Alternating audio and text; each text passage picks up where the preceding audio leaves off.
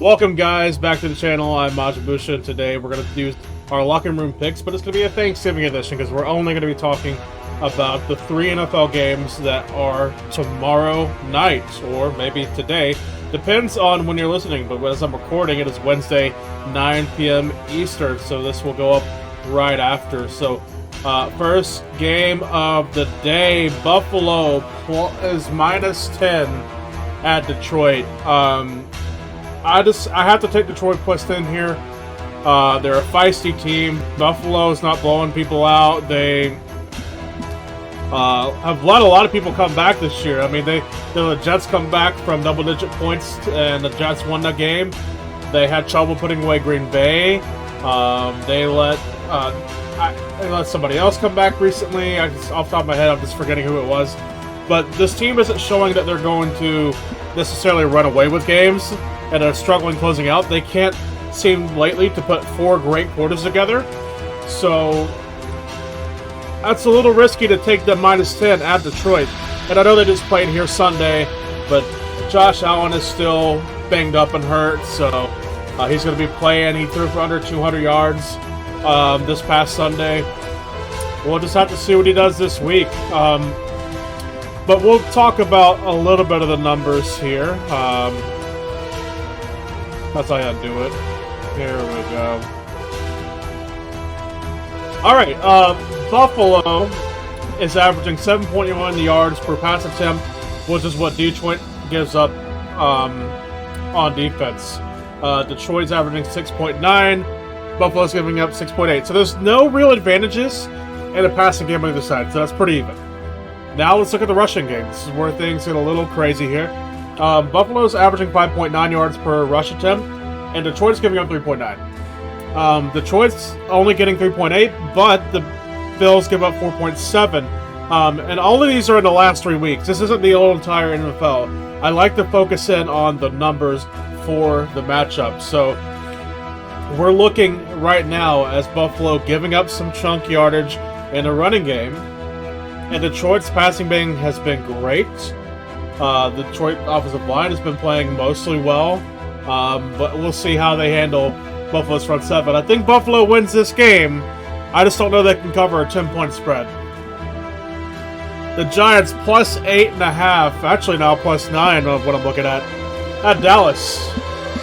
I don't get this. These teams are almost the same on paper.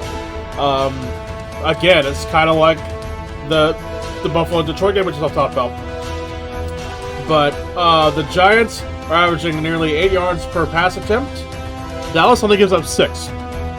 Dallas is also averages 8 per pass attempt. New York just gives up 6.5. So, I mean, it's very close. It's a half-yard difference there. Then you look at the rushing, and you would think the Giants, as a rush-first team, would do better than 3 yards per rush attempt, but that's where they're at right now. However, Dallas is giving up 5.3. That's got to be a good sign for Giants fans here. On the flip side, Dallas is averaging 5.1 yards per rush attempt. New York's giving up 4.3, so almost a full yard less. These are almost the same teams. One's a little bit weaker on the rushing defense, but strong on the rushing attack, and vice versa. Honestly, I don't know why the line's at 8.5. I would probably bet Dallas at 3 or 4 here. I do think Dallas wins the game, but you can't convince me to take Dallas -9 or 10 here, or whatever it ends up being. This is just too much. Last game, New England on the road at Minnesota. I am taking Minnesota -3 here.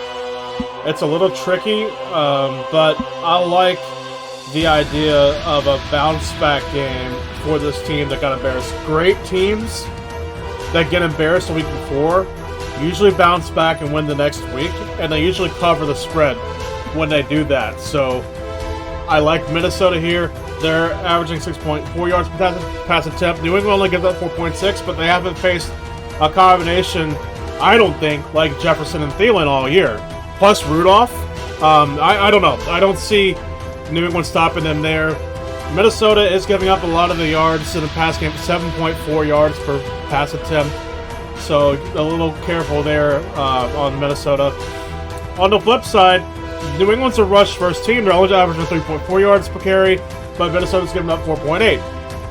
The same thing is reversed on the other side. Minnesota averages 4.3 with Dalvin Cook, but New England's only giving up 3.1. However, 2 of their last 3 games are against the Jets, who have a horrible offense. Rushing game's good at times, but it fades away at some point, right?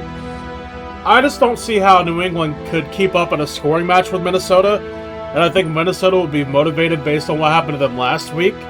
And I think numbers here are a little low based on who New England's played in the last 3 games that they've played.